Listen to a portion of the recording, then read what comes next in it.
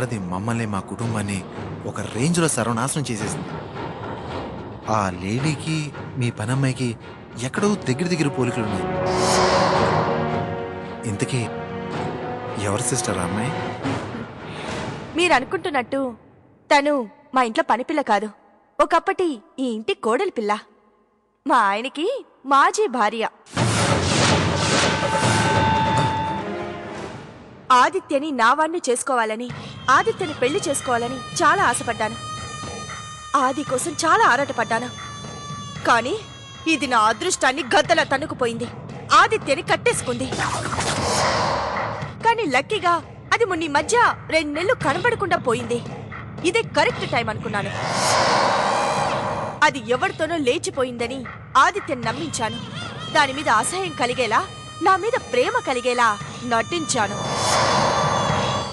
కానీ అంత సవ్యంగానే ఉంది అనుకుంటున్న టైంలో అనుకోకుండా ఈ దరిద్రం వచ్చి పడింది. దాన్ని ఎలా పంపించాలో, ఎలా వదిలించుకోవాలో అర్థం కాక ప్రస్తుతానికి పని మనిషిని చేశాను.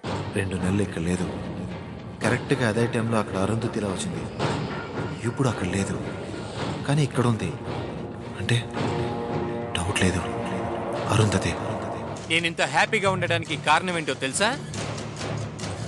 నీకు తెలిసినా తెలియకపోయినా ప్రతి మగాడి విజయం వెనుక ఒక ఆడది ఉందనడం ఎంత నిజమో, ఈ మహేంద్ర సంతోషం వెనకాల మీ వదిన ఉండడం కూడా అంతే నిజం.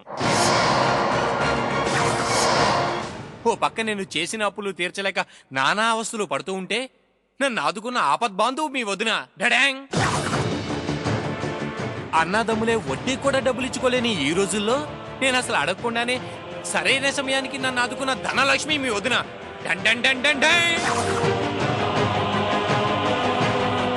అలా సహాయం చేసే మీ వదిన మనకు అండగా ఉండగా ఇంకా అసలు మనకి ఏ కష్టం ఉంటుంది?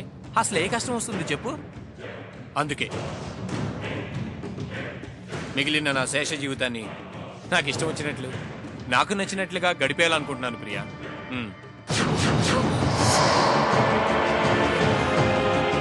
మన పెళ్ళి ఇన్ని రోజులైనా శోభనం జరగలేదు.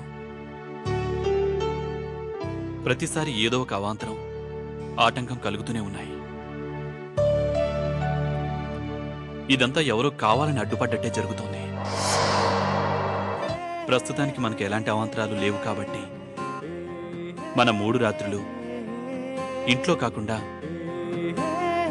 ఏదైనా హోటల్లో జరిగేలా ప్లాన్ చేస్తున్నాను. అయ్యో,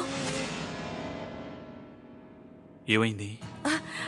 అది ఇవాళ పాడ్యమి, రేపు విధియా, ఎల్లుండి తదియా. ఈ 3 రోజుల్లో మనం ఒకటవ్వటం అంత మంచిది కాదండి. నేను సంతోషంగా ఉండటం లేదని బాధపడుతున్నారే తప్ప సంతోషంగా ఎలా ఉంచొచ్చో ఆలోచించడం లేదు. అలా ఆలోచించుంటే రేపు నా పుట్టినరోజు అన్న విషయం మర్చిపోరు. చూడు, రేపు నీ బర్త్డేని వీర లెవెల్లో చేద్దాం, సరేనా? హలో డాక్టర్ గారు, నేను శుభని. శుభగారు ఎలా ఉన్నారు? ఎలాగైనా మా ఆయన మనసు మార్చి ఎంత తొందరగా ఆయనకి దగ్గర అవ్వాలని ఆరాటపడుతున్నాను.